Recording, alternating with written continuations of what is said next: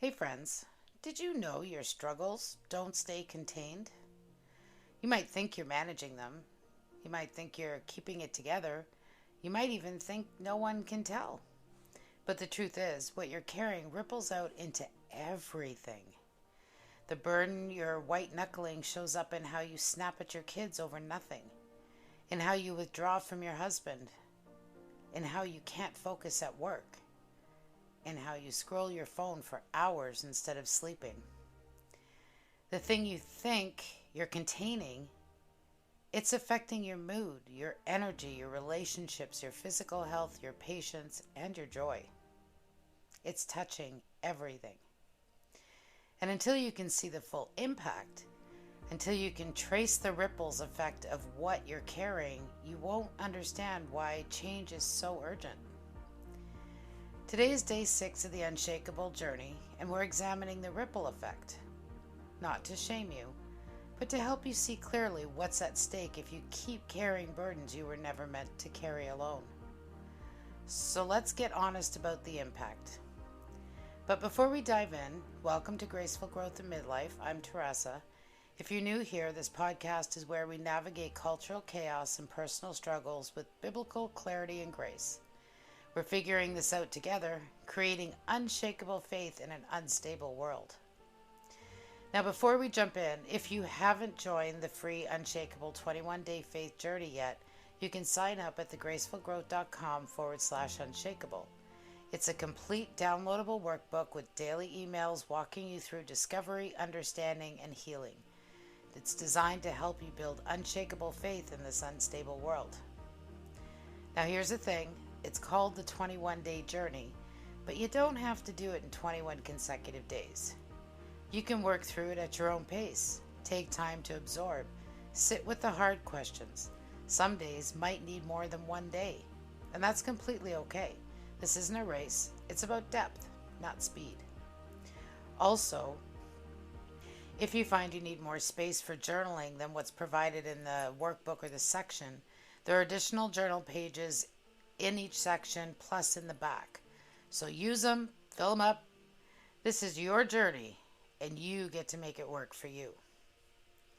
And these episodes, they're your companion content, going even deeper into each day's theme. All right, let's get into this. So yesterday, you made your burden list. You named what's weighing you down.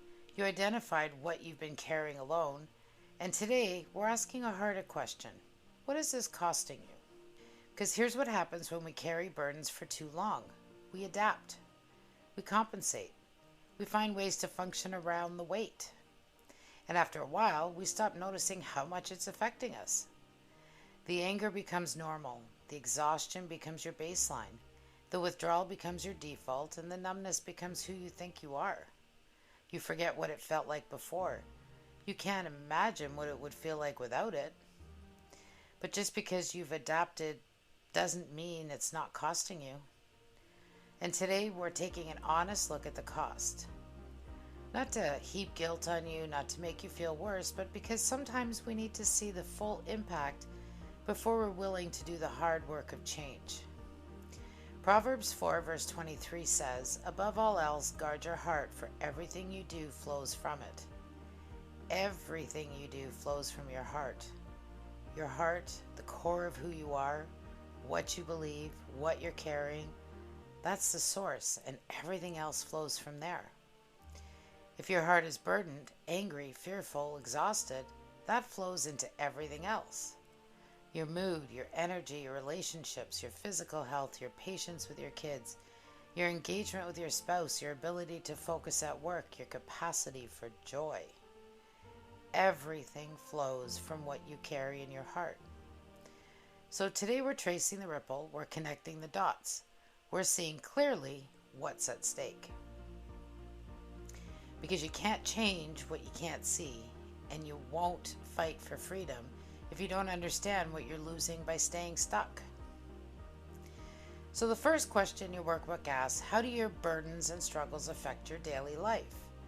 And it gives you categories to consider like mood, energy, relationship, physical health, patience, and joy. Let me walk through each of these and show you what the ripple effect might look like. When you're carrying heavy burdens, your mood becomes unpredictable. You wake up irritable for no reason. Little things set you off.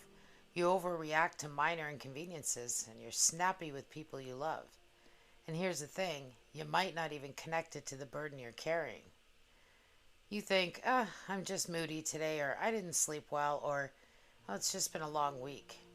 But really, the anger you're carrying from an unresolved hurt is seeping into every interaction. The anxiety about your job is making you edgy and defensive. The shame about your weight is making you irritable because you're exhausted from hating yourself. The burden is affecting your mood, but because you've been carrying it so long, you don't see the connection anymore. And energy? Burdens are exhausting. Not just physically, though that's real too, but emotionally and mentally. Carrying heavy things drains you. You wake up tired, you drag through the day, simple tasks feel overwhelming, and you have nothing left to give by the time you get home. And you might blame it on being busy or having too much on your plate or getting older. But really, you're exhausted because you're spending enormous amounts of energy managing burdens you were never meant to carry alone.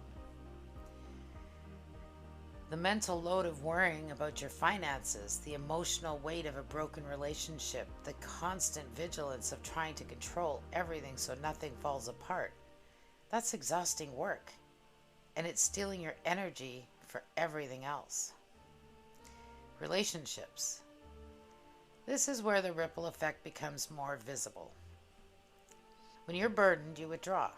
You don't have capacity for deep connection because you're using all your energy to keep yourself together.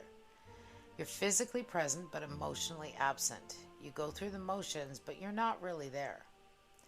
Your spouse tries to talk to you and you shut down. Your kids want your attention and you're irritated by the interruption. Your friends invite you out and you make excuses because you don't have the energy for people. And over time, those relationships start to fray. Not because you don't care, but because what you're carrying is taking up all the space where connection used to be. Physical health. Your body keeps the score.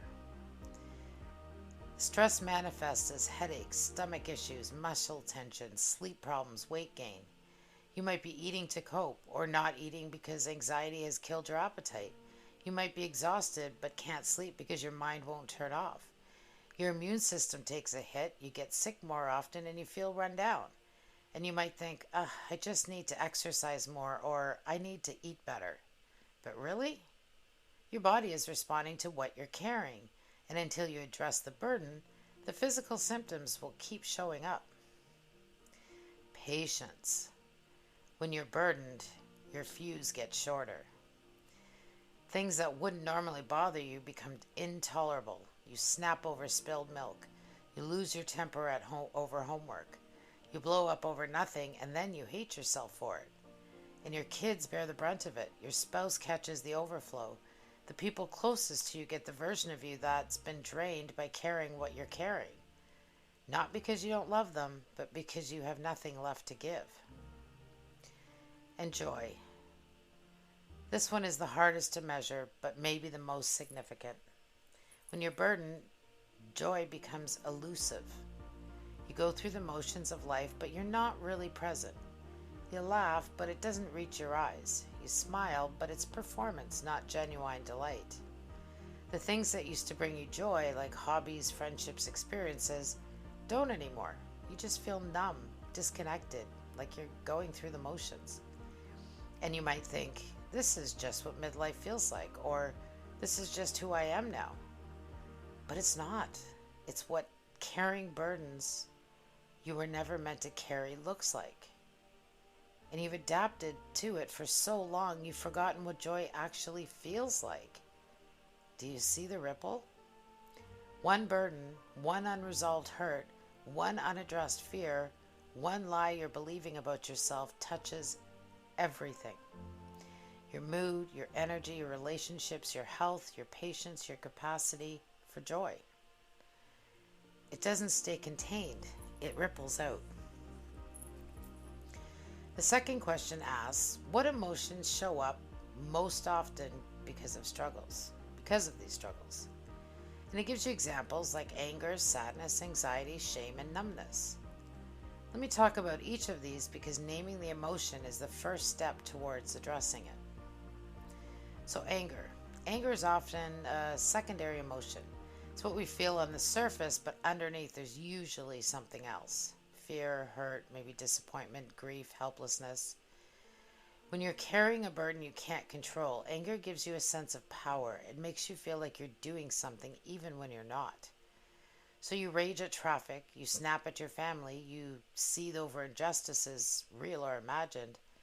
But really, you're angry because you're scared. You're angry because you're hurting.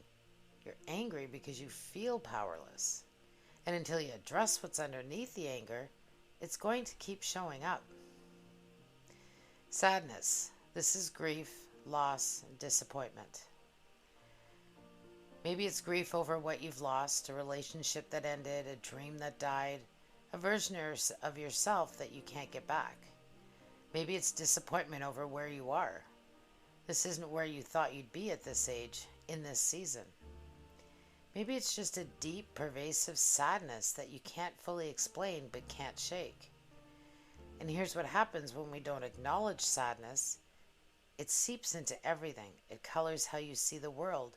It makes everything feel heavier than it is. Anxiety. Anxiety is a fear about the future, about what might happen, about what you can't control. When you're carrying burdens, anxiety becomes a constant companion. You worry about everything. You catastrophize. You play out worst-case scenarios in your head. And the anxiety feeds on itself. The more you worry, the more anxious you become. The more anxious you become, the more you try to control. The more you try to control, the more exhausted you get. It's a vicious cycle, and it's stealing your peace. Shame. Shame says, I am bad, not I did something bad, but I am bad. And when you're carrying shame, it affects everything. You hide, you perform, you overcompensate, you avoid vulnerability because if people really knew you, they'd confirm what you already fear about yourself. Shame keeps you isolated, it keeps you stuck, it keeps you from receiving the love and grace that's available to you. Numbness. Sometimes the burden is so heavy, the emotion so overwhelming that you shut down. You stop feeling, you go through the motions, you disconnect. And numbness feels safer than feeling. Because if you let yourself feel, you're afraid you'll be consumed by it. But here's what numbness costs you. You can't selectively numb. When you numb the hard emotions, you numb the good ones too. You numb grief, but you also numb joy. You numb fear, but you also numb delight. You numb shame, but you also numb love. Numbness keeps you safe, but it also keeps you from living. So which emotion shows up most for you? Is it anger that's always simmering just below the surface? Is it sadness that won't lift? Is it anxiety that steals your sleep? Is it shame that keeps you hiding? Is it numbness that makes you feel like you're just going through the motions? Is it all of them? Name it. Name them. Write them down. Because you can't address what you won't acknowledge. Okay, the third question is the one that hurts the most. Who else is impacted by what you're carrying? How does it affect your interactions with them? Because your burdens don't just affect you, they affect everyone around you. Your kids, your spouse, your friends, your coworkers, the people who love you, the people who depend on you, the people who are trying to connect with you but can't get through because you're too burdened to let them. Let me paint some pictures of what this looks like. Your kids. You love them fiercely, but when you're burdened, you don't have patience for them. You snap at them over homework, you overreact to normal kid behavior, and you're physically present but emotionally absent. They ask for your attention and you're annoyed by the interruption. They want to tell you about their day and you're distracted, half listening, thinking about everything else you need to do. And they feel it. They might not have words for it, but they know something's wrong. They know you're not really there. And that they start to believe they're the problem, that they're too much, that they're bothering you. Not because you're a bad mom, but because what you're carrying is stealing your capacity to be present. Your spouse, your roommates more than partners. You function together, but you're not connected. When they try to talk to you, you shut down. When they reach for you, you pull away. When they ask what's wrong, you say, nothing, because you're too tired to explain. And over time, the distance grows, not because you don't love each other, but because you're both carrying burdens you're not sharing. And intimacy, emotional and physical, that becomes another burden instead of a refuge. And your friends, you cancel plans, you make excuses, you keep conversations surface level because you don't have the energy for depth. They invite you out and you decline. They reach out and you don't respond. They ask how you're doing and you say fine, because the truth feels too heavy to share. And slowly the friendships fade, not because you don't care, but because connection requires vulnerability, and vulnerability requires energy, and you don't have any left. How about yourself? And then there's the impact on you. You're living a half life, going through the motions, surviving instead of thriving. You've forgotten what joy feels like, what peace feels like, what it's like to be fully present instead of constantly distracted by what you're carrying. And you're so used to it, you've stopped imagining it could be different. But it can be. It doesn't have to be this way. And that's why these exercises matter. Because when you see the full cost, when you trace the ripple effect and realize how much your burdens are stealing from you and from the people you love, that's when change becomes urgent. That's when you stop tolerating, stop adapting, stop pretending it's fine. That's when you finally say, enough. I can't keep carrying this alone. I need help. So here's your action step for today. In your workbook, answer those 3 questions honestly. How do your burdens and struggles affect your daily life? Think about mood, energy, relationships, physical health, patience, and joy. What emotions show up most often because of these struggles, like anger, sadness, anxiety, shame, and numbness? And who else is impacted by what you're carrying? How does it affect your interactions with them? Write it all down. Don't edit. Don't minimize. Just be honest about the full impact. And then do this. Choose one relationship or area of life being affected by your struggles. Just one. And pray specifically for God's healing in that area today. Maybe it's, God, I've been taking my anger out on my kids. I don't want to be that mom. Help me address what's underneath so they don't have to keep bearing the weight of my burdens. Or God, I've been withdrawing from my husband. I know he feels it. Help me open up. Help me let him in. Help us reconnect. Or God, I've lost my joy. I'm just going through the motions. Show me what's stealing it and help me fight for it. Pray specifically. Name the relationship. Name the impact. Ask for healing. Because God cares about the ripple effect too. He sees how your burdens are affecting you and everyone around you, and he wants to help. But you have to invite him in. You have to stop pretending it's fine and get honest about the cost. That's what today is about. So if you're walking through this journey with us, the complete Unshakable 21-Day Faith Journey Workbook is waiting for you at thegracefulgrowth.com/unshakable. It's free, workbook, daily emails, all of it. Next time, we're diving into day 7, the vision. Because before we move into week 2, we need to paint a picture of who you're becoming. What does freedom actually look like? What's on the other side of healing? That's what we're exploring next. If this resonated with you, subscribe so you don't miss what's coming. And I'd love to hear from you. You could leave a comment below or a comment at thegracefulgrowth.com on our blog. Thanks for being here. I'll see you next time. God bless.